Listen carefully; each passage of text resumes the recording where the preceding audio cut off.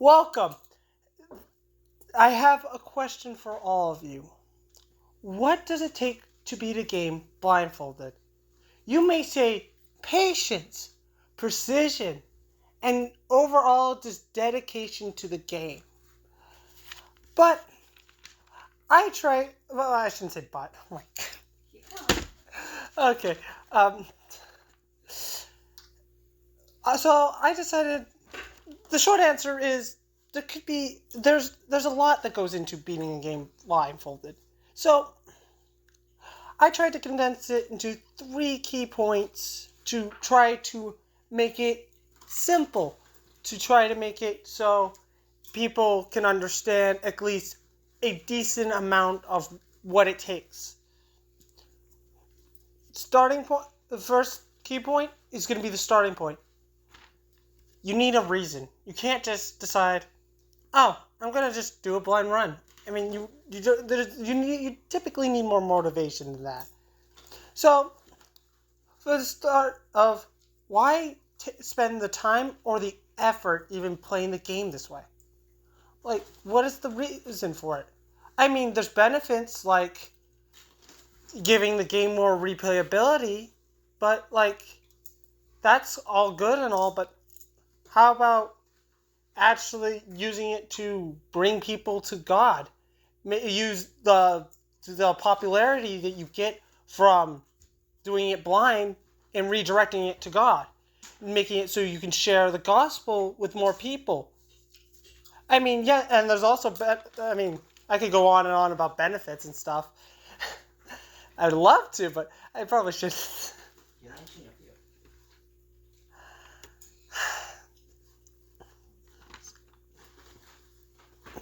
Okay.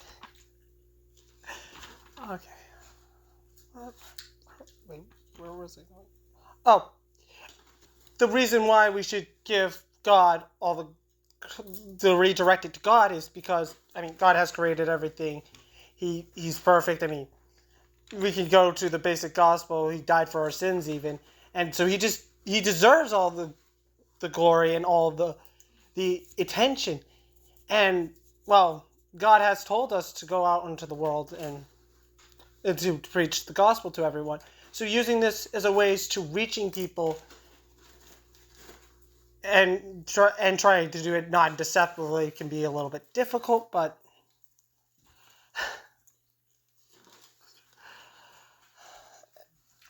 so there's the matter of just having a good reason, a good purpose for such things. To just go, just do it because, oh, this is great, this is good, isn't exactly the best reason. Some people go off that reason. Not everyone is Christians, as we all know. But that is, I would say, I would see as a more Christian perspective of it. So, there's probably many more reasons why to start it. To just keep it simple, we'll just stick with that. As the second minor point, you need a good setup. If you don't have a good setup, it's hard to beat any game blind.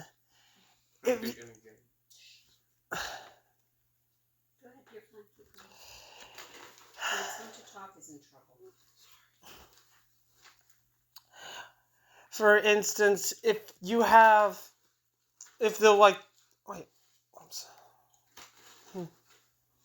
first thing is you need to have like a proper setup.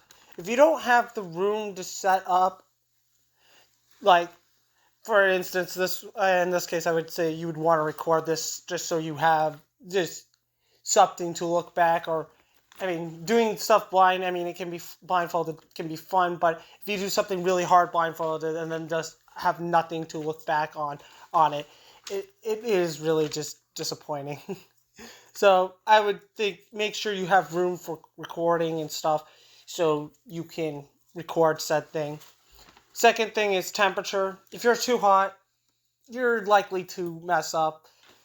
your miss inputs and stuff. Same with being too cold. I mean, then you're more likely to not do an input with sweating and stuff. You might do too many inputs or something if you need to do quick inputs in a row.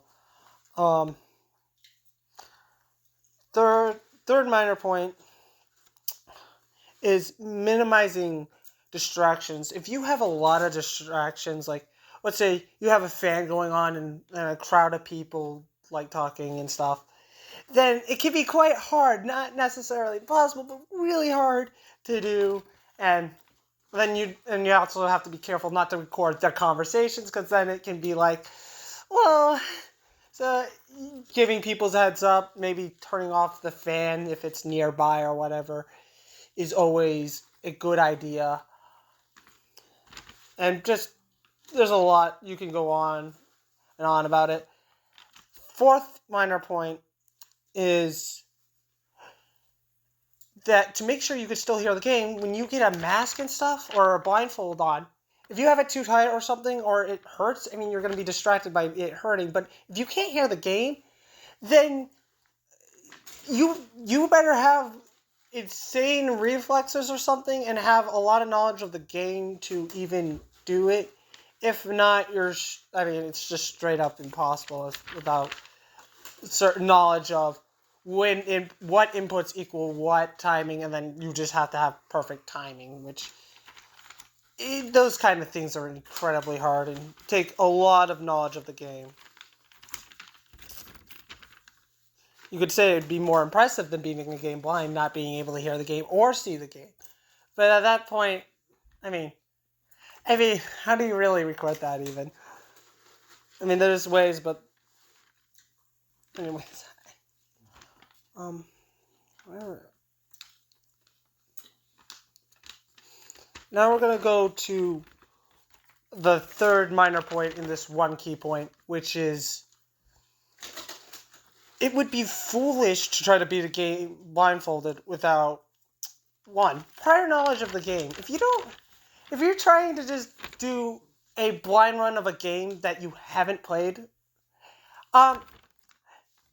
unless the circumstances of it being even possible, either would have to be the game is mostly luck based, or is very, very short and you can just win by hitting random inputs, or a combination of the two.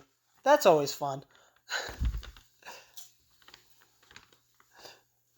So, and then it's less impactful, and then to people it means less, so then it's really hard to just use that as a redirection to God. It doesn't mean anything of the sort. I mean, I guess it could be a little bit impressive, but mostly not much. So let's at least beat the game once or twice to at least have an understanding of, one, the simple, like, what makes what sound, and what the level layout is. Or the layout of the section. They're different games, different things. And what makes what sound. Wait, I already said that.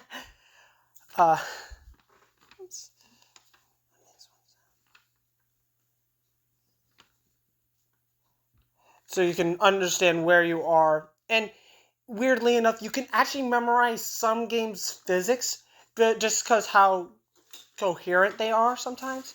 They can be so smooth and stuff that you can actually memorize, okay, if I hold this button for X amount of time, that will put my character here. Precisely here. And then I can go off with that. So,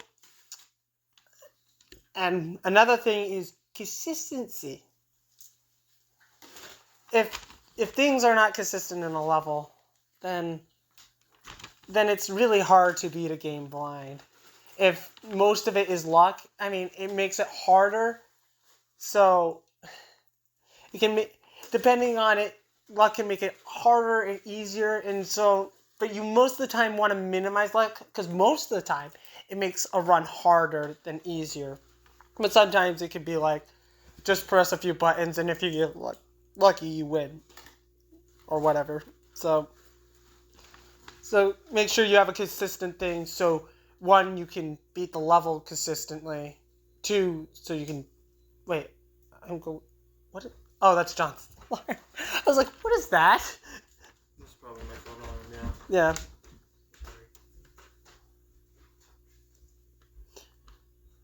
And of course, to do anything consistency with the level, you have to memorize level, or you can't know what is consistent. Second major point, not giving up. Simply, let's start with patience. It's going to take a lot of patience to beat a game blind. When you get stuck on a hard level, it's going to take you a long time. And that's for just one level. Now, if you're going to try to beat a whole game blindfolded, that's going to even take even longer. So you're going to have patience to not only take the time to memorize the levels and stuff, but also to do it in a run where you beat the whole game.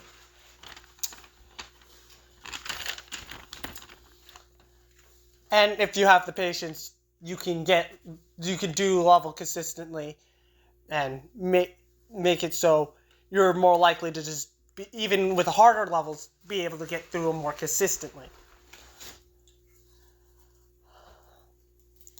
Next we have is persistence. Keeping persistent with just being persistent on getting the levels done. And I guess this kind of ties in with commitment, with having a moment where you say you're going to do this whether you like it or not, whether just because this is what you need to do to do this to continue on with the blind run.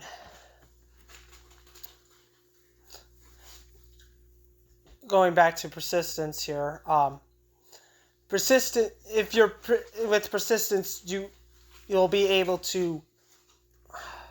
With the persistence, sometimes even if you mess up on a level, you can come up with a backup plan if you take the time to do that, which goes back to patience, which is awesome. So they connect in some way. And now, to have commitment and persistence with this, it's hard to do it without a passion. If you do not have a passion for the game, most likely or not, you're just going to be like, what am I doing here? Why am I taking I guess this goes back to, I didn't even realize that. This goes back to the beginning of the speech where it's like, why take the time and effort? Because you would never want, so one of the things that I guess that gets you started is passion. Passion is also what will keep you through it all. So it's throughout doing the whole blind run. Passion is just one of those things, and it's like, wow. I mean, and that makes it so you won't go tired of the game when you've played it 100 or whatever times, because even if it's the same levels and stuff, you're beating it in a different way, and that is even if you make the route can be impressive to yourself. It can be like, that's cool. And then we have is discipline. Passion can help make it so you can discipline yourself much easier because you have a passion to do it right. And so with discipline, you can guard yourself against cheaters, people who would be like, oh, yeah, what you're doing there, that's cool. But that takes so much effort. And you know what? I don't want to take that effort. I want to just be cool. And so you have to be, and when you see those things, you have to you have to discipline yourself to not become like those people and not become just like willing to just, I don't know, just be deciding that I can just pretend that I did these and people will find it just impressive because more likely or not, eventually someone's going to find out that you did it wrong. And that's just not going to end well.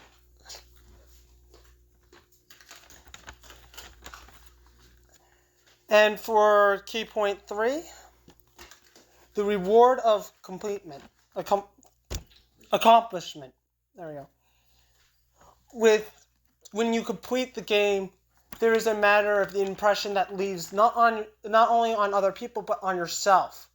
You feel that you've done something incredible, and you should keep in mind this is something that God has allowed you to do so you can redirect the glory to Him, so people understand that even if it's something as simple as playing video games, that God is willing to be a part of their lives and that He cares about those things.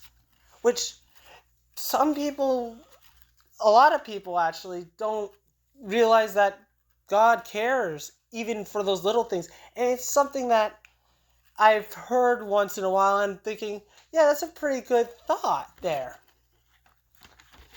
And with completion, I guess for just doing the game blind, you can hone in skills like hearing and stuff to make it so you can connect and make that connect to actions much easier.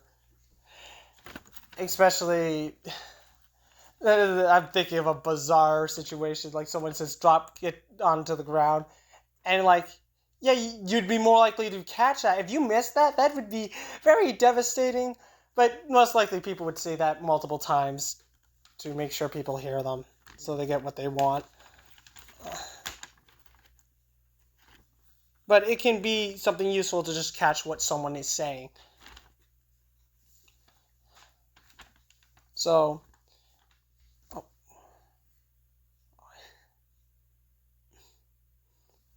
and verse Thessalonians 5:22 is a verse about how this infects other people's lives. The impression infects other people's lives. Thessalonians 5:22. First or second? Oh, First Thessalonians. Sorry. Okay, so you don't have it written out? I don't have the whole verse written out, no. Alright, so read the part that you have. I just have the reference, sorry. No, that's okay. For notes, when you complete the game, you have notes. So you can, one, look back on how you did what. Two, so you could teach other people how to do said things. And they can, and then, who knows, they might be able to find faster ways. And they can be a testimony to, one, that you didn't fake the run or anything. But not only that, but also can use it to be like, I see how God made them be able to do this, and maybe God has called me to make it and optimize it to make it faster, to get through it faster, to be seeming more impressive, to maybe attract more people so I can then share the gospel. Again, even when people don't like it.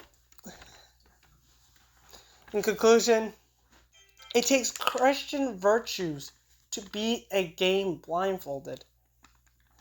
And one of the best things you can do with it is keep God in your mind through it all. And to keep up with Him.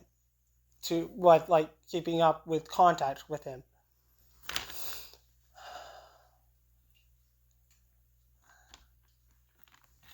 And that's all I got.